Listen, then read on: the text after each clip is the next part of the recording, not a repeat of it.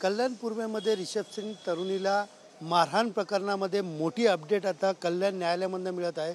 कल्याण न्यायालयाने गोकुळ झा याचा भाऊ रणजित झा याचं जामीन अर्ज फेटाळला आहे। नेमका काय कारण आहे हे जाणून घेण्यासाठी आपल्यासोबत फिर्यादीचे वकील हरीश नायर आहे। आपण त्यांच्याकडनं जाणून घेऊया। हरीशजी, काल युक्तिवाद झाला होता आणि आज न्यायालयाने निर्णय दिला आहे रणजित झा याचा कुठेतरी जामीन अर्ज फेटाळला आहे। नेमकं काय कारण होतं, काय प्रमुख कारण या ठिकाणी देण्यात आलेलं आहे? कोर्टाने त्याच्यामध्ये असं कारण हे केलेलं आहे की तपास जो आहे तो त्याचं इन्व्हेस्टिगेशन अजून चालू आहे। त्याच्यामध्ये तपास पूर्ण होऊन दोषारोपपत्र दाखल करणं बाकी आहे। हा जो आरोपी आहे, आरोपी क्रमांक 2 रणजित फुलेश्वर झा, याने कॉमन इंटेन्शनने आणि सामायिकपणे आरोपी क्रमांक 1 सोबत मिळून सदरचा गुन्हा केलेला आहे। आणि यांना जर यांचा जामीन अर्ज जर मंजूर झाला तर पुढील पोलीस तपासामध्ये अडथळा आणण्याची शक्यता आहे। त्याचप्रमाणे पीडित आणि जे आहे साक्षीदार आहेत यांना दबावतंत्र वापरून दमदाटी करून सदर केसमध्ये फितूर करण्याची शक्यता आहे आणि या कारणास्तव मेहरबान कोर्टाने त्यांचा जामीन अर्ज आज नामंजूर केलेला आहे। काल युक्तिवाद झाला होता, तरुणी देखील या ठिकाणी आलेली, नेमकं तिने काय जबाब नोंदवलेला, कारण तिने सत्यप्रत देखील न्यायालयामध्ये तिने दाखल केलं होतं।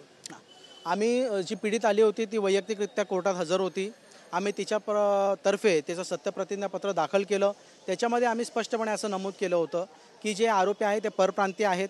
हे जर सुटून आले तर हे पुन्हा जी पीडित आहे आणि कुटुंबियांना त्यांच्यापासून जीवाचा गंभीर धोका आहे। ते यांना दमदाटी करून किंवा यांच्या जीवाचा काय घातपात करून पुन्हा इथून परप्रांतात जाऊन फरार होऊ शकतात आणि तिकडे गायब होऊ शकतात आणि तपासात इतर जे साक्षीदार आहेत, पंच आहेत, त्यांना दमदाटी करण्याची शक्यता आहे। आता रणजित झा याला देखील न्यायालयात आणणार आहे आणि मुलीचं देखील साक्ष या ठिकाणी होणार आहेत।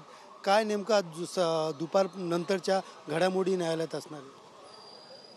आज ॲक्च्युली जी मुलगी आहे, पीडित आहे, तिचं मान्य न्यायदंडाधिकारींसमोर सुद्धा जबाब नोंदवण्याची तारीख आहे।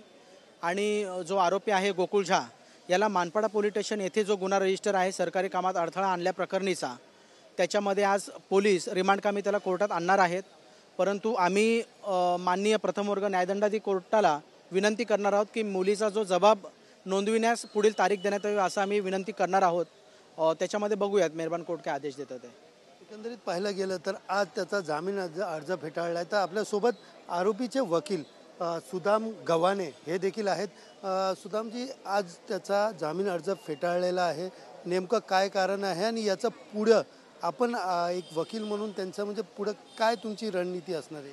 बघा, आज रोजी आरोपी जो रणजित झा आहे त्याचा जामीन अर्ज माननीय न्यायालयाने फक्त तो ऑफेन्स सिरियस आहे ह्या मुद्द्यावर फेटाळलेला आहे। त्या गुन्ह्यामध्ये किती सहभाग आहे किंवा त्याचा सहभाग नाही याविषयी न्यायालयाने कोणतंही भाष्य केलेलं नाही।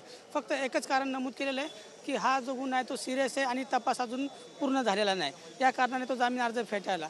परंतु आमचं असं म्हणणं आहे की या गुन्ह्यामध्ये सरकार पक्षाने न्यायालयाची पूर्णपणे दिशाभूल केलेली आहे। या गुन्ह्यामध्ये भाषावाद, प्रांतवाद कोणत्याही प्रकारे नव्हता, तरी देखील या गुन्ह्यास राजकीय दबावापोटी आरोपी क्रमांक 2 रणजित झाला या गुन्ह्यामध्ये गवण्यात आलं खोट्यापणाने आणि त्यानंतर देखील भाषा प्रांत दाखवून याचा जामीन अर्ज नामंजूर करण्यास न्यायालयास भाग पडले। त्यानंतर तर वास्तविकपणे जर आपण बघितलं तर कुठलाही नागरिक त्याचा भाषा, त्याचा वंश किंवा त्याची जात यावरून त्याला कुठल्याही प्रांतात जाण्यापासून कोणीही रोखू शकत नाही।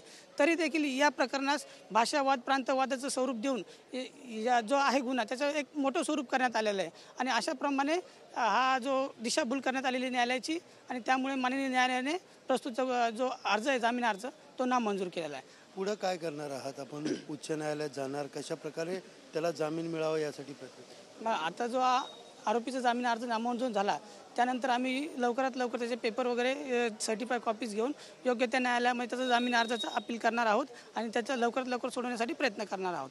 एकंदरीत पाहिलं तर काल झालेल्या युक्तिवादानंतर कल्याण न्यायालयाने आज मोठा निर्णय दिलेला आहे। रणजित झा याला पुन्हा एकदा त्याचं जामीन फेटाळून जेल कस्टडी दिलेली आहेत।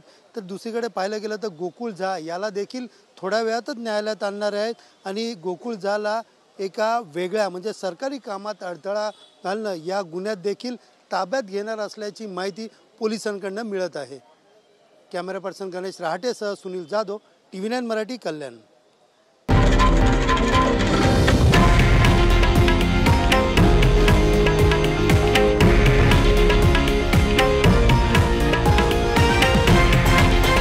हे आहे देशातील नंबर 1 न्यूज नेटवर्क आणि आपण पाहत आहात TV9 मराठी, एकमेव.